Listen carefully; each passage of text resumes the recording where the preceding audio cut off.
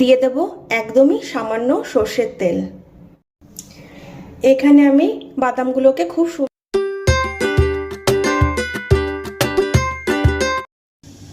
Hi friends, welcome to my channel Uma simple কিচেনে সবাইকে অনেক অনেক স্বাগত। আশা করি তোমরা সবাই ভালো আছো, আমিও ভালো আছি। আজকে আমি চীনা বাদামের নতুন একটা রেসিপি তোমাদের সঙ্গে শেয়ার করতে চলে এসেছি। আজকে আমার রেসিপি চীনা বাদাম ভর্তা বা চীনা বাদামের বাটা। বানানোর জন্য আমি এখানে কড়াই গরম করে নিয়েছি।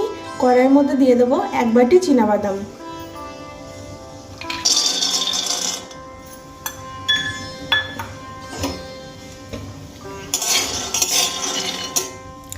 গ্যাসের ফ্লেম মিডিয়াম টু লোতে রেখে খুব ভালো করে অনেকক্ষণ সময় নিয়ে বাদামগুলোকে ভেজে নিতে হবে।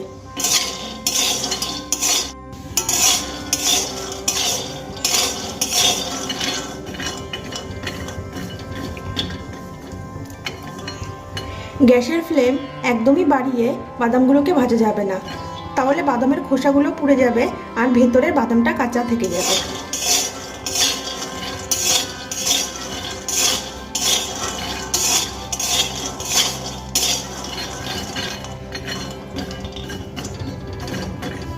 বেশ অনেকটা সময় ধরে কাঁচা চীনাবাদামগুলোকে আমি খুব ভালো করে ভেজে নিয়েছি।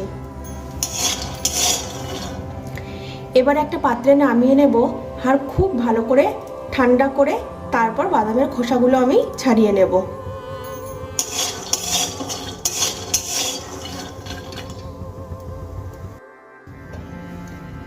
এখানে আমি কড়াইতে সামান্য তেল গরম করে নিয়েছি, খুবই সামান্য তেল দিয়েছি কারণ বাদামে তেল থাকে। এবার আমি এর মধ্যে 4টে শুকনো লঙ্কা ভেজে নেব।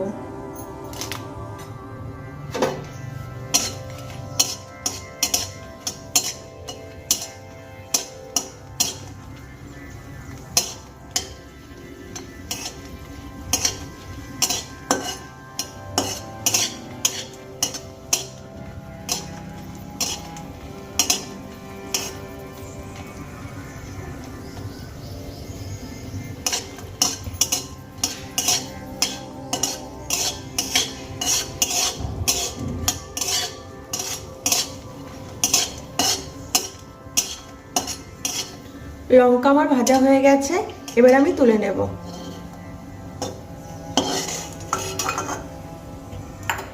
এবারে তেলের মধ্যে ছোট সাইজের 2টো পেঁয়াজ আমি ভেজে নেব।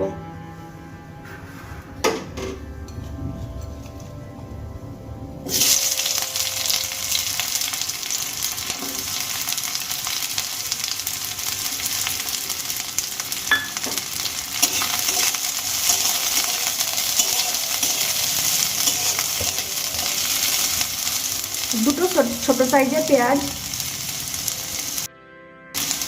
এখানে আমি 2টো ছোট সাইজের পেঁয়াজ বড় বড় করে কেটে নিয়েছি।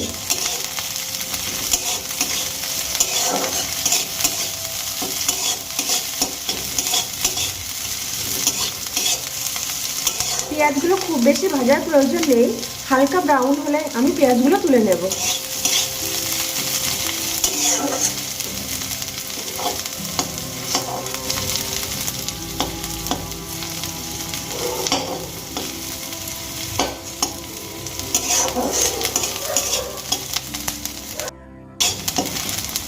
এখানে পেঁয়াজ আমার হালকা ব্রাউন করে ভেজে নেওয়া হয়ে গেছে, এবার আমি পেঁয়াজগুলোকে তুলে নেব।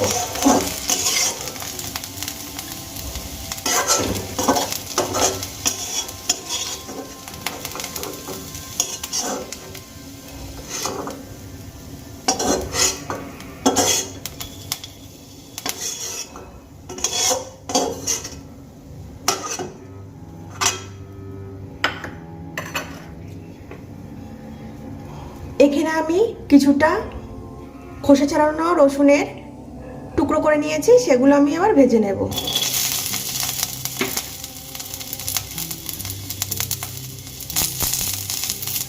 এর মধ্যে দিয়ে দেব 2টো টুকরো করে নেওয়া কাঁচা লঙ্কা।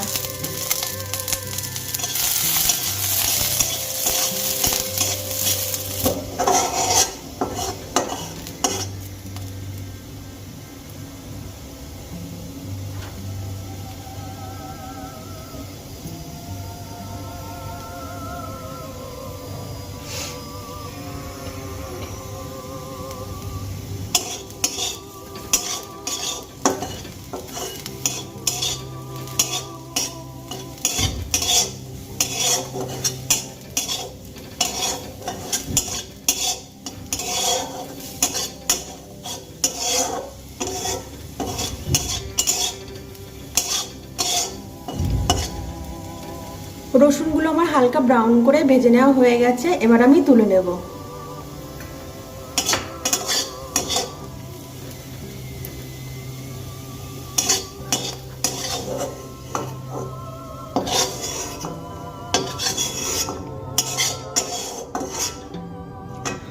অন্যদিকে আমি বাদামগুলো ঠান্ডা হতে রেখেছিলাম, বাদামগুলো ঠান্ডা হয়ে গেছে, এবার আমি বাদামের খোসা ছাড়িয়ে নেব। এখানে আমি খুব সুন্দর করে বাদামের খোসাগুলো ছাড়িয়ে নিয়েছি।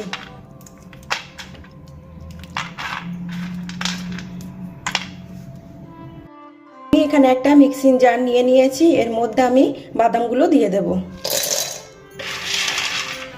সমস্ত বাদাম আমি জারের মধ্যে দিয়ে দিয়েছি।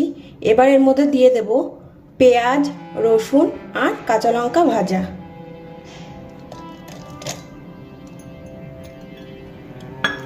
দিয়ে দেব ভেজে রাখা শুকনো লঙ্কা। আমি এতক্ষণ কোনো রকম নুনের ব্যবহার করিনি। এবার আমি এর মধ্যে দিয়ে দেব পরিমাণ মতো নুন।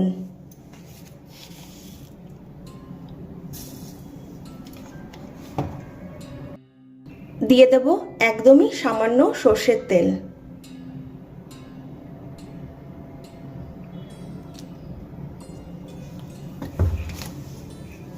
এবার খুব ভালো করে সমস্ত উপকরণ আমি মিক্সি করে নেব।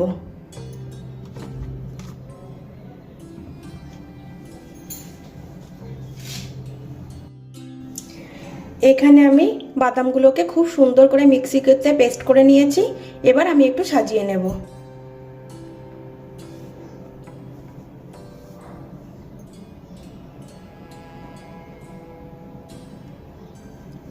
তোমাদের যদি আমার রেসিপিটি ভালো লেগে থাকে তাহলে লাইক করবে, শেয়ার করবে আর কমেন্ট করে জানাবে কেমন হয়েছে। আর আমার চ্যানেলে নতুন নতুন ভিডিও পেতে হলে অবশ্যই আমার চ্যানেলটিকে সাবস্ক্রাইব করবে।